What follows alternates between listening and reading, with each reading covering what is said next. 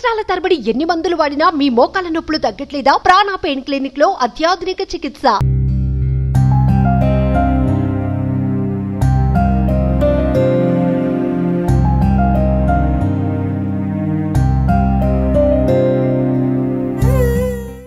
మీరేమైతారండి? చెల్లెలు? చెల్లెలండి. సొంత చెల్లెలా? సొంతం చెల్లెలండి. ఎప్పుడు మాట్లాడారు? నేను నాతోటి లాస్ట్ మాట్లాడాడని 9:38కి, మార్నింగ్ 9:38.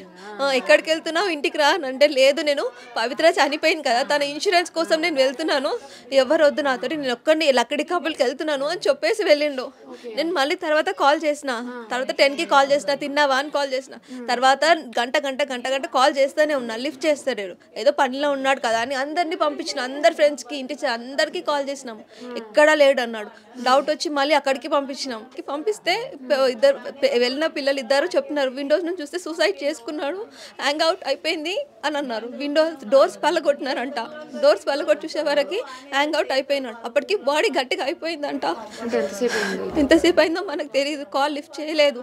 కింద వాచ్మెన్ కూడా కాల్ చేస్తూనే ఉన్నాడంట, వెంటనే కాల్ చేస్తూనే ఉన్నాడంట. ఏదైనా నాకు మా అన్న లేడు, ఇప్పుడు ఏమన్నా తిట్టినా ఏమి లాభం లేదు. నేను పోస్ట్ ఇప్పుడు హాస్పిటల్కి వెళ్ళేసి వస్తున్నా, లేదు నా అన్న బతికే ఉంటాడు, ఏదో హాస్పిటల్లో ఏదైనా అవుతుంది అనే కన్ఫామ్గానే వెళ్ళాను నేను హాస్పిటల్కి. బతుకుతాడనే వెళ్ళినా, దానికోసమనే వెళ్ళినా, లేదా ఆడికి డెడ్ బాడీ వచ్చేసింది. డెడ్ బాడీ అప్పటికి టంగ్ మొత్తం బ్లాక్ అయిపోయింది. మేము ఎవ్వరం గుర్తు రాలేదా? ఆమె చనిపోయిన ఆమె వెంట మొత్తం ఏమొస్తుంది? ఇప్పుడు ఎంతమంది ఉన్నాం కదా, ఒక్క ఆమె కోసం చనిపోతే ఇప్పుడు ఏమొచ్చింది? చిన్న పిల్లలు ఉన్నారు, ఇంతమంది ఉన్నాం కదా, ఆమె పోయింది అయిపోయింది, ఆమె లైఫ్ అక్కడికే ఉంది అనుకుందాం.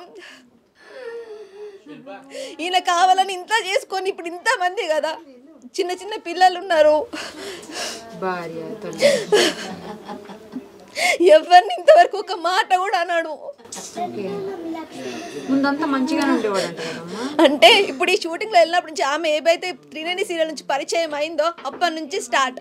ఎవరితోటి మా అందరితోటి టచ్లో ఉండలేడు, సరిగ్గా టచ్లో ఉండలేడు. ఆమెనే లోకం అనుకుంటా తిరిగిపోయినాడు మొత్తం. సరే అట్లానైనా సరే అన్నాం, అక్కడ ఉండు ఇక్కడ ఉండు అందరినీ చూసుకో అని మేము అందరికీ ఏమని కూడా ఏమనలేము. అయినని మేము సరే అని ఒప్పుకున్నాము. ఒప్పుకున్న తర్వాత మళ్ళీ ఇట్లా చేసేసిండు.